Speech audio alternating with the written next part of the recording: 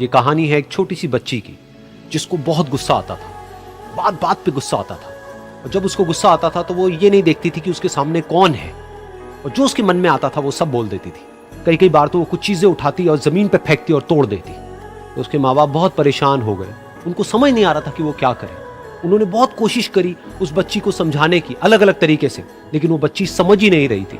फिर एक दिन उसकी माँ ने उसकी ट्यूशन टीचर से बात करी, क्योंकि ट्यूशन टीचर ही एक ऐसी थी जिसकी कि वो बात सुनती थी। तो उसकी टीचर ने उसकी माँ की सारी बातों को सुना और उनको बोला कि आप चिंता मत करो, आने वाले कुछ दिनों के अंदर अंदर ही इस बच्ची का गुस्सा पूरी तरीके से खत्म हो जाएगा। उसकी माँ को समझ नहीं आया, लेकिन फिर भी उन्होंने कहा कि कोशिश करने में क्या जाता है। फिर उस दिन रोज की तरह जब वो टीचर आई और वो क्लास शुरू होने वाली थी, तो उसकी टीचर ने उस बच्ची से कहा कि आज हम पढ़ाई नहीं करेंगे, आज हम एक गेम खेलेंगे।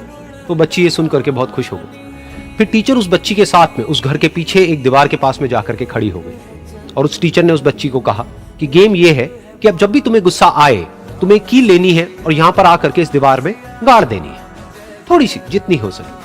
फिर उस बच्ची ने टीचर से पूछा, लेकिन इससे क्या होगा? तो टीचर ने कहा कि जब ये गेम खत्म हो जाएगी तो तुम्हें एंड में एक प्राइज मिलेगा। फिर उस बच्ची ने बिल्कुल वैसा ही किया जैसे कि उस टीचर ने कहा था, यानी कि अब उसको जब भी गुस्सा आता तो वो जाती और जा करके एक कील उस दीवार में गाड़ देती।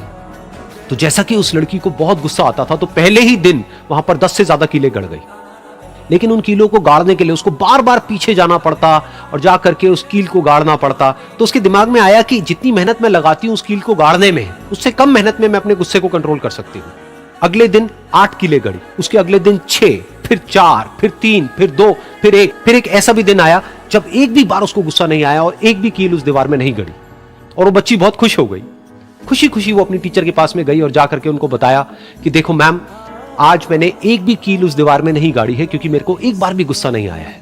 तो मैम ने उसको थोड़ी सी शाबाशी दी और मैम उसके साथ में उस दीवार के सामने जाकर के खड़ी हो गई। अब मैम ने उस बच्ची को कहा कि गेम अभी खत्म नहीं हुई है, अब तुम्हें क्या करना है कि जिस भी दिन तुमको बिल्कुल भी गुस्सा नहीं आता है, उस दिन के एंड में तुम एक कील को इस दीवार से निकाल दोगी।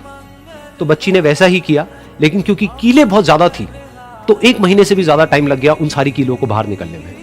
लेकिन एक दिन ऐसा भी आया जब सारी कीलें उस दीवार से बाहर निकल गई। फिर वो बच्ची बहुत ही खुश होकर के अपनी टीचर के पास में गई और जाकर के बोला कि अब उस दीवार में एक भी कील नहीं है। तो उसकी टीचर उस बच्ची के साथ में उस दीवार के सामने जाकर के खड़ी हुई। उसने देखा कि एक भी कील नहीं है दीवार में। फिर उसको उसकी एक फेवरेट चॉकलेट गिफ्ट करी और बोला कि तुम इस प्राइज को जीत गई हो। बच्ची बहुत ही खुश हो गई। फिर टीचर ने उस बच्ची से पूछा कि क्या तुमको इस दीवार में कुछ नजर आ रहा है? तो बच्ची ने कहा, नहीं मैम, इसमें तो कुछ भी नहीं है, सारी कीलें निकल चुकी है। तो उस टीचर ने कहा, एक बार ध्यान से देखो, शायद कुछ नजर आए।